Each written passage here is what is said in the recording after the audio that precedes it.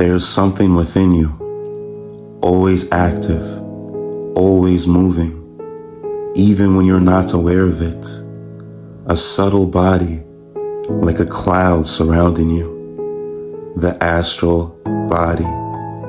It is here that your desires live, your instincts, your passions, but also something more, your memory. Every thought you had yesterday still exists within you today, not as an abstract trace, but as a living vibration, carried, held, preserved within the astral body. Nothing is remembered unless it has impressed itself into this inner field. And so, if you wish to develop, if you wish to take even a single step forward, you must work on your memory. Now observe your life as it is. Memories come and go. They rise into consciousness and disappear again, unordered, uncontrolled, and you are carried along by them. You do not guide them. You are influenced by them. You are at the mercy of your astral body. But this can change through something very simple, very small, yet profoundly powerful. A few minutes each day, not taken away from your duties, not interrupting your life, but set aside intentionally, because the first principle remains. You must not withdraw from life. You must transform it. Now understand this clearly. Life must become a school of learning. And yet, for most people, it is not.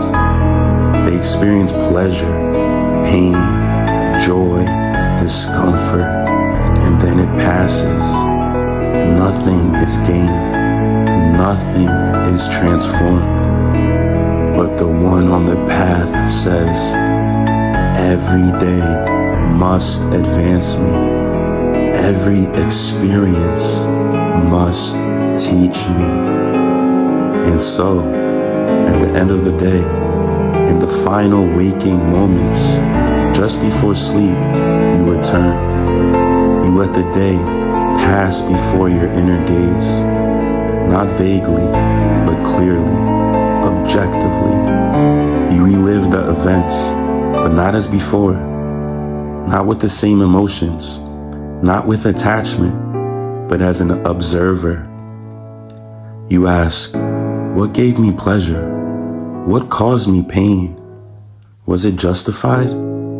Could I have responded differently? Was my action in harmony with the greater order of the world? Did I act as I truly wish to act? Now something subtle happens. You are no longer inside the experience.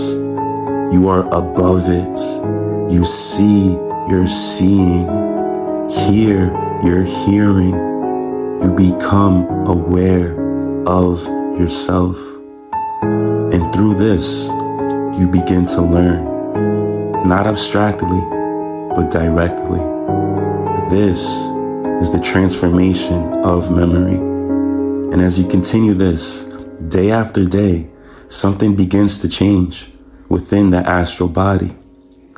What was once chaotic, disordered, filled with restless, tangled movement begins to organize. Forms appear, structure arises, order replaces confusion. Though you may not yet see it, it is happening, surely, quietly. And this organization becomes the foundation for spiritual vision. Now there is something more. We must begin to release what is most personal, most habitual, your opinions. Every person has countless opinions, and each one believes that their opinion matters, that it must be expressed. I believe this, I think that, but in truth, it is of very little importance. Because most opinions are shaped by pleasure and pain, not by truth. So here's the practice. Restrain your opinion. Do not express it at every opportunity. Remain silent. Listen. Let things speak to you instead of speaking over them. Every time you do this, you accumulate force, real force. Just as energy is stored in an accumulator, so your soul stores power. And this power becomes knowledge, direct knowledge. He who constantly expresses himself advances slowly. He who can remain silent advances quickly because he allows reality to reveal itself.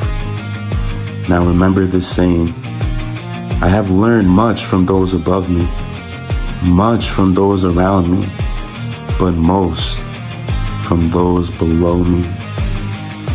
To learn, you must listen. To listen, you must become still. And in that stillness, something new emerges. Now consider this. When faced with the question, what do most people do? They struggle, they think, force, analyze, trying to extract the answer from themselves. But the path of knowledge is different. You do not force the answer. You form the question clearly, precisely, and then you wait. You gather the elements. You observe. You ask, what has this person done? What have I experienced? What is revealed in their actions? You build the question, but you do not answer it. You suppress the answer completely, and then you let it go. You fall asleep with the question alive within you, and something extraordinary happens. While your body rests, your spirit moves freely beyond the physical, and from higher worlds, it gathers what is needed. Then, in the morning, you awaken, and the answer is there, clearer, truer, more certain than anything you could have forced. But you must be ready. You must capture it, write it down before the noise of the day returns, before it fades, because the world is loud, constantly pulling your attention outward, drowning the subtle voice within. And so, you must create these moments where the outer world fades and the inner world awakens. Through memory control, through silence, through disciplined questioning, you begin to reshape your astral body. You begin to live from within. And as this deepens, a new world begins to unfold, not somewhere else, but here, around you, within you, a world of living thoughts, of forces, of meaning, a world that was always present, but hidden until now.